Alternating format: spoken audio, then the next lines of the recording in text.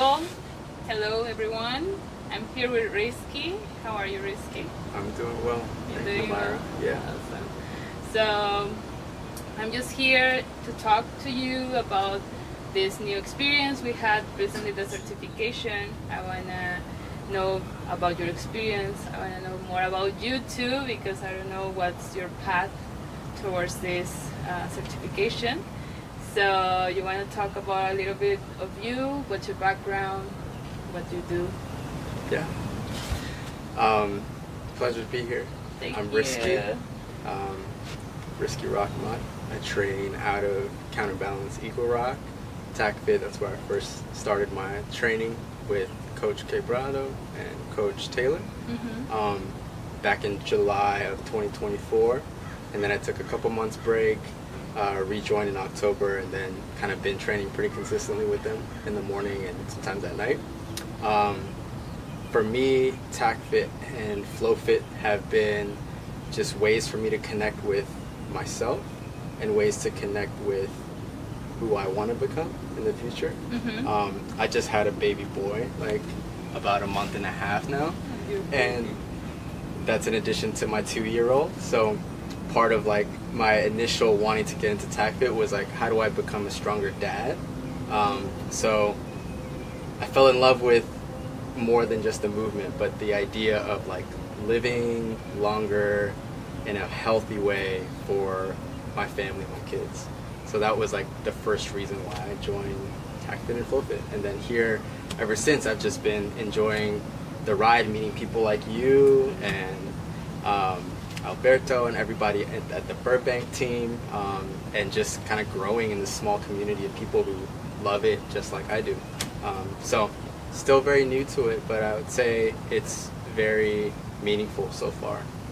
How long have you been training then for TACFit? I've been training consistently for TACFit since about October of last year, so it's been about 6 or 7 months. Wow. As my beginning into TACFit mindset and movement. I would say mindset too, because one of the things I've appreciated most about TACFit is not just the physical aspect, but like the smart ways of thinking about the movement and connecting your mind and your body. And so like initially it was just taking classes like, you know, every other day, training, but after you get past the movement, it's like, okay, how do I like, I've noticed things about what I'm weak at. I noticed my strengths. I noticed how to like engage more with my body. And once I started doing the certification workshops and getting all of the knowledge of like how Scott Sonnen broke down the 6 degrees of freedom and like the research and the science behind it, I was hooked because it was like, it added more purpose to the movement. So I've been training for about 6-7 months now. But before that, I was a mover. You were doing like other, like capoeira, what other disciplines? I also just started capoeira in the same time, October, November. Oh, really? Before that, I was a wushu athlete for about 15 years growing up as a kid. So from like age 6 to 18, I was a competitive wushu athlete. It's a Chinese martial art. Okay. It's like a combination of like acrobatics, martial arts forms, flips, gymnastics, that sort of a thing, and competed and traveled with it from I started traveling probably the age of 11 or 12, and then I was on the U.S. men's wushu team for like 6 years, and that was like my first movement like training and philosophy. And then after that I started wrestling, I started doing breakdancing and got into like hip-hop freestyle and house dance. So many different like movement vocabularies, and so when I joined TACFit, what's really interesting is that I am able to apply the TACFit thinking in a very general way. And the neat thing about TACFit is you can really like apply it to different things. Like when I think about wushu or when I think about capoeira, I can think about the very same things that we're training in TACFit because it's such a domain general framework. It's like a framework, right? Yeah, it's like a solid base, so you can transport it, like all the knowledge to other parts. For me, it's the same. Like with the work, I'm like doing the cafe things and like grabbing bananas boxes. I'm like, I know how to grab this with no you know, like using my body properly. Yes. And that's really cool. Yes. Right? And if you go to a trip or whatever, you can use it and it's gonna be fine. It's so functional. It's functional. like what you all who are watching might not know is I have about 60 stairs to get up to my house. And as Myra came through the gate, she was like, "Okay, we got a TAC Fit protocol right now, going up these steps." But it's so functional, right? It's like taking up your groceries, or I got carrying 2 kids, or taking things. It's like such a functional and artistic thing. It can be both. Yeah. It's beautiful. And so how do you decided to do the certification? Because that's another thing. Like you can train, you can do the training every day, but how you decided, okay, I'm gonna do the certification? I have the privilege of having like pretty inspiring people around me. Coach Quebrado and Coach Taylor, both are you know, as you know, very astute athletes in capoeira and in TAC Fit, and so being around their energy, taking their classes, and just their encouragement too. They were, you know, I couldn't have even thought of like maybe signing up for this on my own, but Quebrado was like, hey, try it, you know, it might be an interesting thing for you to grow. And honestly, I didn't know what to expect. Even to the day of, I was like, oh, I don't know what this is about to look like. Do we actually do something, or what is this going to be? But I would say I learned about the certification, decided to do it because of Quebrado and Taylor just being very encouraging and investing in, you know, somebody who just came in and started to learn about it. So I was just hungry. So no other reason outside of that. And then now obviously knowing that there's like so many certifications, I'm like, oh, this is fun. I'm like addicted. I'm like, all right, what's the next one? It's like kettlebell? Okay, that's intimidating, but okay, why not? Just try it, you know? So it becomes something like a challenge. What's the next challenge? Yes. What's the next? So now I want to learn this and that. Yeah. Yes. That reminds me how I jumped into this, because it was also like 6 months preparation for me. 6 months. I was like, okay, I decided to do it, and in 6 months I didn't know anything about anything, like workout or anything. So I went to the coach and I was like, I want to do the certification. What do I need to do? Well, you need to pass the test. You need to do this, all the movements. Yeah. He named them, and I was like, are those movements? I was like, yeah, these are movements. I was like, okay, this is a new vocabulary for me. Also, on the English experience, you're like learning a lot of things. So my brain was kind of crazy during those months. But that's so brave. Like you doing in 6 months. Now I go back and check, and I'm like, this is crazy. How did you decided to do something in 6 months and then just happen and then start making this like revolution, you know, like going, and then the next step, and it's just like a snowball, just growing, right? Yeah, exactly. I like how you said it's like a language, to where you were like my language barrier, but now also this movement thing is almost like a language too, because it is. It's like, what are sit-throughs? What are, you know, all the other, you know, quad press, like the vocabulary of it's intimidating too. It's like, oh, interesting. But there's a movement to it, and you're like, okay, so it's really fascinating to hear your story as well. So you start with martial arts. Yes. And what was your path over there? Like you stop, where you stop, how you stop? I had been doing it for about 15, 16 years of my like kid growing up into a teenager, and like it was the only movement I knew, and I was training every single day, so it was like I spent more time at the Wushu Academy versus like home. Like I go to school and then I go to the gym, to the school to train. Mm-hmm. So I was a kid training, and I just became after so long, it becomes like, okay, maybe there's a new chapter that I want to explore, and I found dance, like breakdancing, and I was like, this seems cooler to me right now. At the time, I'm like 15, 16, and my friend Sam, who's visiting from Virginia, he knows it's like such a much cooler thing. I can't like do a wushu form, and people are gonna be like, oh wow, he's doing, that's really great, you know. At the time, like there's a party or a dance, you know, event at school, and I get to like, and then the girl aspect, so it's like, okay, I like this better right now, it's more exciting. So I stopped wushu because like life and just growing up and being like excited to move on from something I had been doing for so long. Yeah. How far I got was I mentioned I started competing internationally with it, so I was on the U.S. men's wushu team, and I trained in that capacity for about 6 to 8 years. And again, it's a bit of an exhausting road, being a little bit younger as well. Everyone else on the team were like in their mid to late 20s or 30s, competing, you know. So I was like a young guy who just wanted to do something different, you know, and that was it. And once I found breakdancing, I was able to apply some martial arts to the dancing and the movements and the level changes and the acrobatics I already had, but I had to learn how to like listen to the music and respond to sound and be inspired by something else outside of like martial arts mentality. So capoeira is fascinating to me because it's a combination of music and martial art and space and people and all of that. So it's kind of like a nice revisiting of like a pastime for me, but it's all so new still. Like when I'm doing capoeira, I feel like silly. Like I know I'm making mistakes and stuff. Yeah, it's a little bit hard. I've been in the events. Yeah, nice. They are so much fun. That's my thing too. Like they have They're a music, blast. dance. It's just like all the environment just like festive, but it's also a combination. And they were saying this too. Like it's a martial art. It's like it's a fighting. Yeah.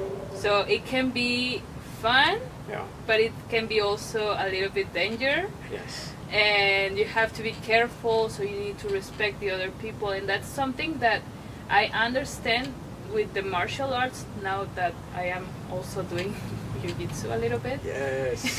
Yes. Yes. Yeah. It's like you have to, it can be fun, like it's really fun, but you have to respect the other people. You need to be careful of whatever you're doing, because if you do something like really rude, you kind of mess up everything. So Yeah. it's about respect, it's about like discipline, it's about a lot of things inside happen. Yeah. Yes, I can't agree with you more. I mean, it's a conversation with yourself and the other person. Yeah. And there's a lot of communication happening that a lot of people on the outside looking in is not aware that like the way you're interacting with another person is making them think and respond in a different way. But yeah, lots going on.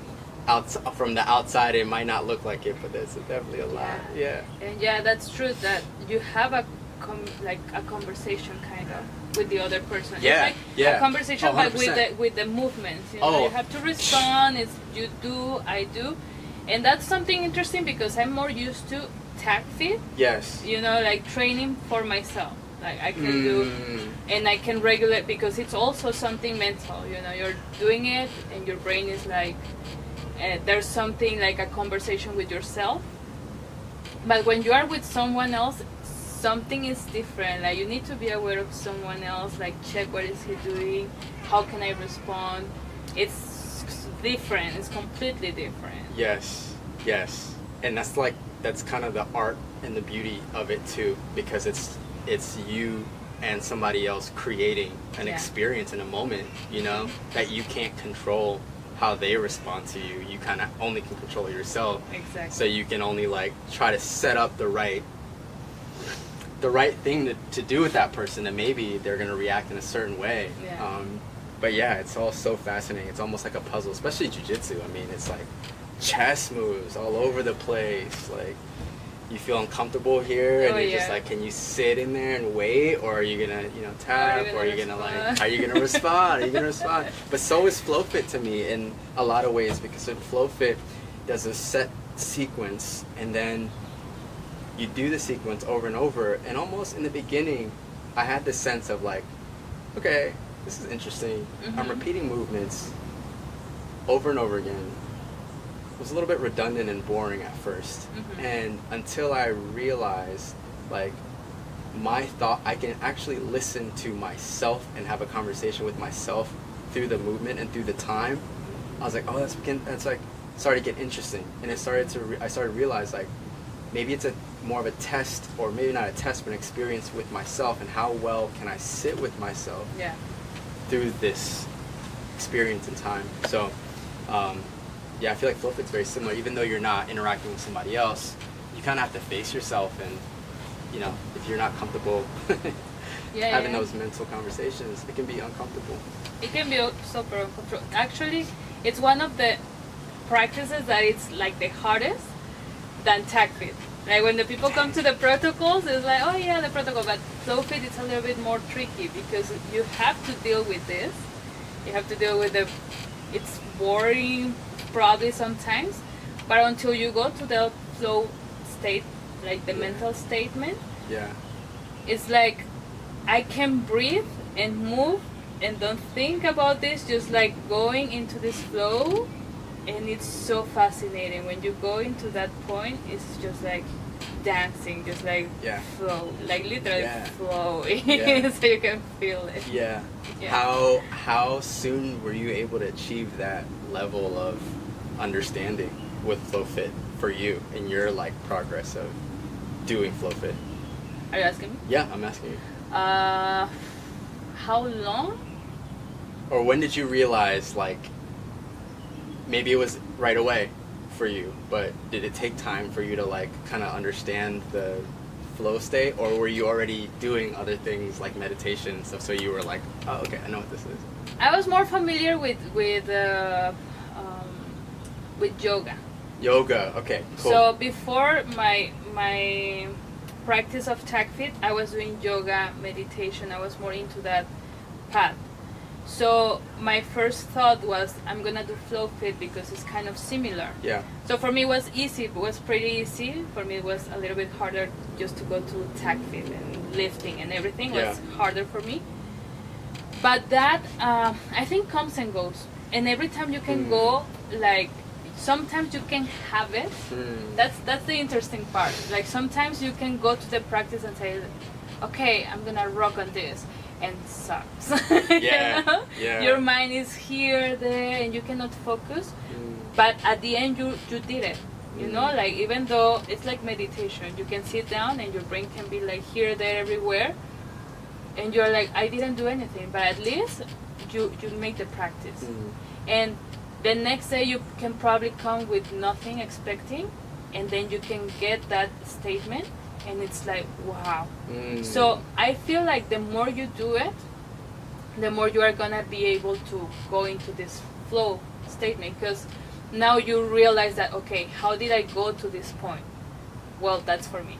Like you can go to your breathing, and then okay, it's easier to go to your breathing because you've been training for years probably, and then going to the breathing, going to the rhythm, going to whatever you want to create in that moment and focus, and just like go with that in the 20 minutes. But I feel it's about practice, because at first 20 minutes can be like a long time.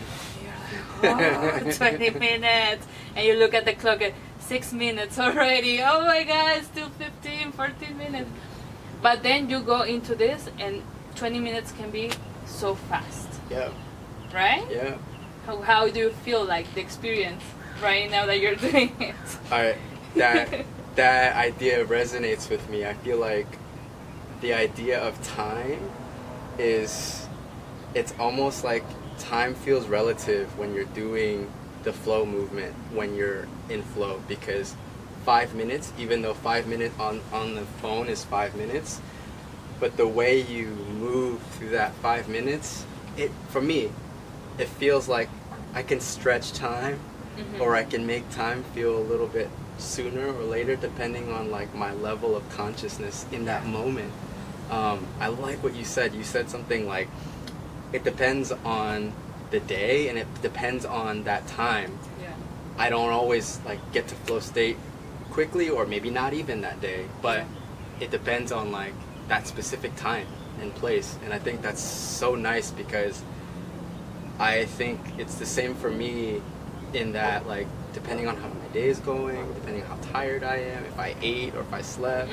With a newborn, it's hard to sleep at night sometimes, so it's like, am I showing up in a way that I can optimize my energy? Some days it's possible, some days it's not. So I like the honesty that you gave there in that answer.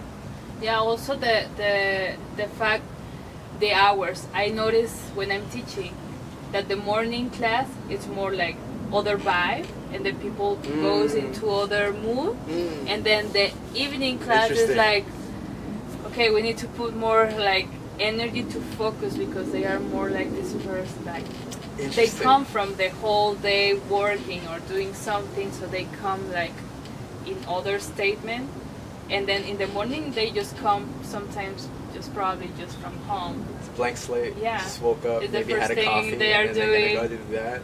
Wow, yeah. So it's different. Like you can tell the vibe. It's like, oh, okay, now we need to set another intention, and yeah, it's interesting how the people move.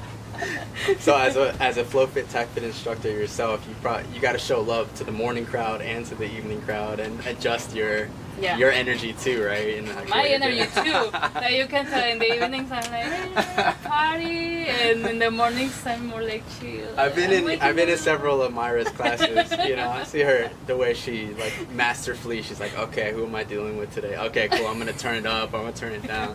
Even Saturday mornings, I've had classes with you too. So.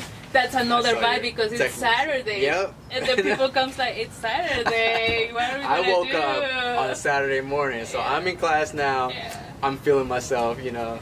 Probably like hangover for the Friday night. Yeah, maybe. You know, gotta make it up to themselves. So yeah, that's the vibe. Like you have to read your vibe, how you feel. That's why we do this. Like the TACFit is made for that, you know, like how to make like the protocol according to what you want to do today. Like we have these progressions, regressions. Use whatever you want for today, because today you are one person. Tomorrow you're gonna do other things. Next day it's gonna be different all the time. Yes. So you need to adjust yourself. Yeah. And so how did you have this experience with the Flowfit certification? I want to know more about that because it's so interesting. The Flowfit certification was such a mystery to me as to what it was going to look and feel like. I did have an expectation around the movement, like there was a sharing of the exam, what they're going to be tested on, right? So like the 7 movements that we're going to be tested on. I knew the movements and I trained it with the Eagle Rock team in Quebrado, but what I didn't know was like we're spending 2 days together, 8-hour days, I think 8 in the morning to 3. So what, 4, 5, 6, 7, 8 hours. What are we gonna do for 8 hours? Are we gonna flow the entire time? Are we gonna chit chat? Are we gonna? And the certification lead, Nicola, who's amazing from Italy, he is a very inspiring person. He's like also he has a very nice, he's a funny style of he doesn't take things too seriously, but he's serious. Yeah. He's serious, but he's not, you know, at the same time. So it's a nice... It's hard, but you don't feel it too hard. But then when he shows you what he really wants you to do, you're like, oh, I'm supposed to do that? He's like, it's okay. He's like, it's okay. He's like, is it? I'm not doing what you're doing, man. It's like, is it okay? He's like, it's okay. So I liked his style of his teaching.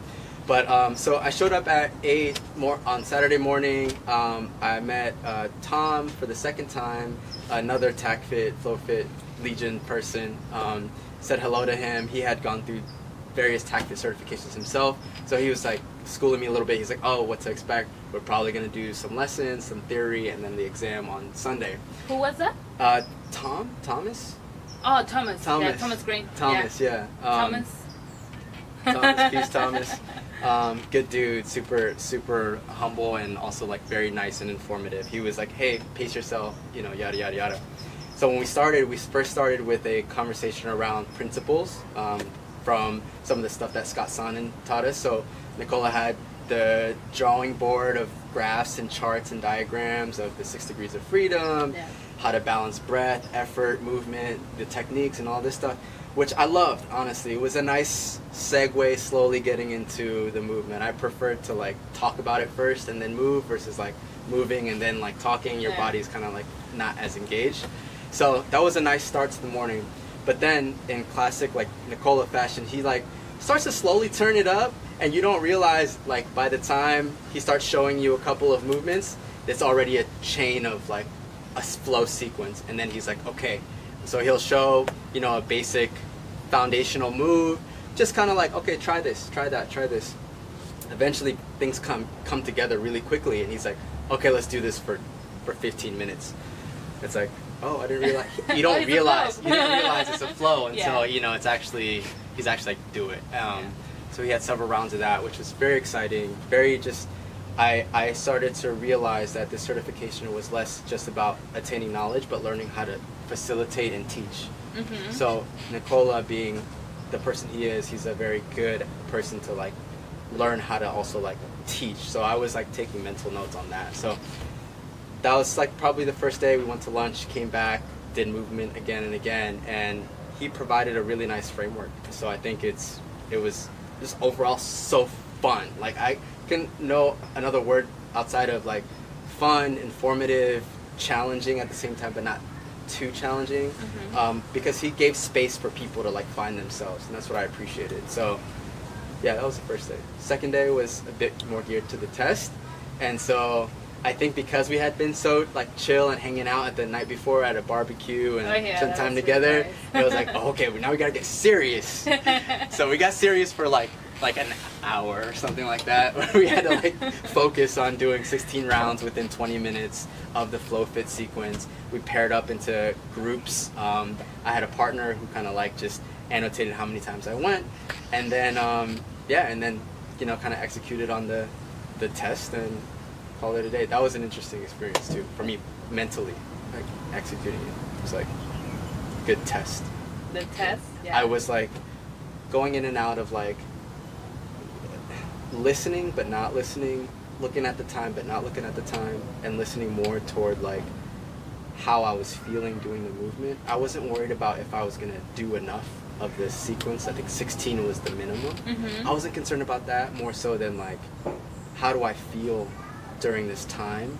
And after I had done 16, I think there were 2 or 3 minutes left. Mm-hmm. And Coach Quebrado came over and was like, hey, I think you should maybe like think about ways to make it longer, like just do the sequence, take your time. Mm-hmm. And so I was like, okay, cool, this is another cool like little challenge between the 3 minutes. So how do I extend doing the whole thing for 3 minutes, taking my time through it, breathing through it, like emphasizing different things, maybe getting a little bit more creative with the movement too, because I was done. Mm-hmm. And then once it was done, it's done. And then it felt really like accomplished, felt very, happy and proud. And I looked around and everybody seemed very like supportive, and I was just like, oh, it's cool. We trained for 6 months before or 5 months before, and you do the sequence over and over again, but like it's different when you actually then the day of, you have a lot of different like nervousness or stress, like am I gonna do it the way people are expecting? But eventually it kind of just melts away. It's just like, okay, you're just gonna do it anyway, so might as well let it go. How was your mental, like, because you go through 20 minutes doing the sequence? Did you have like a break point, where you are like thinking like I'm not gonna make it? How's your mentally, were you mentally ready for that? Were you nervous? What was the feeling? Because we were chill, and then it's like the serious moment. You can tell like the vibe was so like we're doing the test, and everybody was so like nervous, kind of like, okay, we're doing this and focus. So the vibe changed. Yeah. How did you feel? How was like those 20 minutes? You were telling me about the time and how you can like think about the time during the flow. So how you manage the time in this situation in the test? It's a great question to reflect on. For me, I think I felt nervous up until we started, but the nervousness was around like, this is a huge milestone, and after it starts, I know that until I stop, it's going to be the thing that I've been practicing for the past 5-6 months. So the nervousness was more like, okay, this is like a milestone that I'm about to embark on. Yeah. I felt less nervous about the movement and about the I felt like with the preparation going into it, I I had spent so much time and energy with myself and the movement that it seemed like it's just about how I'm gonna manage the time and less about the movement. And also with the time, it wasn't too intimidating. It was just like me performing for myself, honestly. And there was like I tuned out almost everybody else out around me, kind of like when you're like in a game, athletic game, or you're doing something, and I found a moment of quiet and trust within myself, and I said to myself, like, this time it's only going to be me and myself. And so as much as I relied on like my coaches and my team for the past 6 months, this moment is for me. And I hadn't moved and expressed myself in that way since I was like a kid. When I was doing movement for me. And as weird as it might sound, as much movement that I've been doing since I was 6 with the wushu and with the dance and with other things, it's very rare moments where I feel like I'm connected to me. Sometimes I'm just performing or doing a competition and I have to do the movement, and I do the movement and it's fine and it's great, but rarely do I feel like connected to myself. And in that moment, particularly on Sunday with the test, I felt connected. And so to your question about nervousness, I think there was very little nervousness because I felt so tapped in, and I felt it was almost like a very poetic moment for me. I was like, oh man, like I can still feel this, because after 2 kids, after moving across the country, I just moved to LA too about 4 years ago, and not having danced for me for a long time, that was a good moment for me. It felt like it was for me. And then I didn't open back my ears until I was done with the 16 rounds, which was at 18 minutes, and I had 2 or 3 more minutes left. And then Coach Quebrado came over and said something, and I decided to listen to him. But up until that point, I was like, nobody's gonna say anything to me. Wow. Even if you say something to me, it's not gonna register because it's just here. So yes, wow. Sorry, got a little emotional on that because we spend so much time preparing and moving, and as athletes or as like movement artists, to like, you spend so much time moving in class or moving to teach other people how to move, and sometimes it's rare to find pockets of moments where you're just like for you. So I took the liberty and the privilege to like use that moment, even though it was like 20 minutes, to do that for myself. And I'm so glad I had the platform to do it with you guys. Yeah, honestly, when I saw you doing the test, I was like impressed. You, like, whatever you're saying right now, you can tell that you were focused on yourself. You were doing this like, because you look so like into your body, just moving, doing the forms, doing the movements. But like super focused. I was impressed. I was like, dude, this guy is doing this so good. You look so good doing it. But yeah, definitely those moments are for that, like just to focus for yourself. Just like if you start thinking about everybody around, it can mess you up, and like, no, I'm not here to fail. Right? Yes. That's cool. Yeah. Awesome. So you said you moved from, where did you move? I moved from DC, East Coast. I grew up in Northern Virginia, but Northern Virginia and DC and Maryland are like so close together, so they call it the DMV, DC, Maryland, and Virginia. Mm-hmm. So I moved there about 4 years ago. From there to here, about 4 years ago. 4 years ago. Yeah. Oh, me too. Me too. Around the same 4 time. years ago, 2020. It's all connected. Man. That's cool.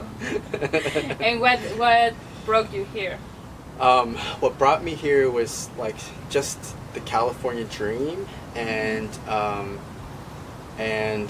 God and my spiritual like connection with like my life at the time, in the moment. There was no like thing. Like there wasn't like a job, or there wasn't like I wanted to come here to do this. I've always wanted to be in California, in LA. I spent a lot of time in LA because when I was dancing, I would do a lot of like things out here with dancers in this community, and decided after the pandemic to it was a good time to just like get up and leave. I was able to work remotely in my like professional life, so I can balance like not being on the East Coast. Yeah. Yeah. That's cool. And did you find anything interesting in LA when you moved here? Was it what you expect? It was more than what I expected. That's good. I find many gems and things to be grateful for in LA that surprises me every day. Like from nature to like amazing places to eat to people that I meet, like in all different walks of life. You know, I know LA gets a bad rep sometimes for the things, you know, or people come to LA and like, oh, you know, have an opinion about it. But I've really enjoyed everything about Los Angeles, and you know, I haven't lived here long enough to be like, oh, I'm an Angelino, but I'm here and I'm, you know, enjoying the time and space and That's cool. Good meeting to know cool that. people. Yeah. And that movement brought us here. Yeah, you You too. moved to You here, I too. moved here, and that was the connection. That's amazing. And I was spending a lot of time in Mexico in 2018 and 19 Oh, before really? before I moved here. Where? In Morelia and in Mexico City. Those two places. I was teaching and doing workshops, dance stuff. Dance? Yeah. Oh. Dance. Over there? Yeah, over Do you there. like it? I had a blast. Yeah. It's such a amazing, romantic culture, music. I loved everything about it. Yeah. Yeah. Morelia Yeah. is so pretty. It is. I have many friends there, and it's so beautiful. I was there during the Day of the Dead like week, so many cool events and outdoor festivals, and then the flowers everywhere. You know, it was just beautiful. Yeah, that's beautiful. What city are you from? I am from Guadalajara. Well, Guadalajara, I am yes, actually okay. from here. I'm from LA. Oh, okay. I was born here, and then we moved to Guadalajara. I grew up in Guadalajara. And was your family originally from Guadalajara or no? Yeah. Okay. Well, okay. yeah. Like your generations of people. Okay. Yeah, yeah, and then we moved back to Guadalajara, and I moved back here 4 years ago, in 2020. Cool. During the pandemic, I came. Okay. Wow. Let's see what happened. Wow. And then I started the cafe. I started training TRIP, and my life changed. And I'm here. Here I am. Amazing. Yeah. So what's next? What do you think about like doing with the tactile experience? Are you gonna go more? You said like club build. You're thinking about doing club builds this year What is it? in the July. It's in July. Yeah. That's like tomorrow. I don't know. Are you gonna Now be that- there? I didn't know it was tomorrow. If it was tomorrow, then I gotta think about it. I gotta practice. What's next for me is I'm a student to the TACFit, Flowfit, like discipline in school. So I want to get more certifications. I want to be more involved and figuring out how I can be more in service to like spreading it as well. Kind of like getting more people learning about it when I can. Maybe sub a couple classes from Counterbalance and just get, you know, some rounds in as far as like teaching, recording content too. Like Linda, who was also there from Italy, she creates amazing content. Yeah, Flows of the week. She's freaking flow queen, and like her movements like so awesome and beautiful and amazing all at the same time. So maybe generating some content like flow, like maybe wushu inspired flow or capoeira inspired flow, mixing things. So I'm excited about the path forward. Definitely want to learn, do more certs, and just stay involved as much as I can. That's cool. Yeah, it's so inspiring just to know the people. Like, for example, I used to follow Linda and Nicola before I met them. Yeah. And when they came, I was trying not to be such a fan, just like, but I was so excited. And it's so inspiring just to be in touch with people, with the community, and what they are doing, what can you do. It's like, okay, now I know that I can do this and bring more ideas, like you said. Just combine your practice with the capoeira, with the, what's the name of this? Wushu. Wushu. Yeah, it's I know a anything about that. it's an interesting. Okay, I'll need to research more about that. But yeah, all these combinations that you can do, and just put it out, and it's gonna resonate, you know, with someone, and that's the cool thing. Cool. Yeah. Yeah. Well. So, thank you so much, Rizqi. Welcome. Thank you for opening your house, your beautiful house, up to the hills, and to this project. Thank you. I really appreciate this moment, your time. And do you wanna add something before we close? No, thank you back to you, and I'm excited for your journey on this exciting podcast adventure. Thank you It's so an honor. much. Thank you. Peace. We made it! You did it. You did it.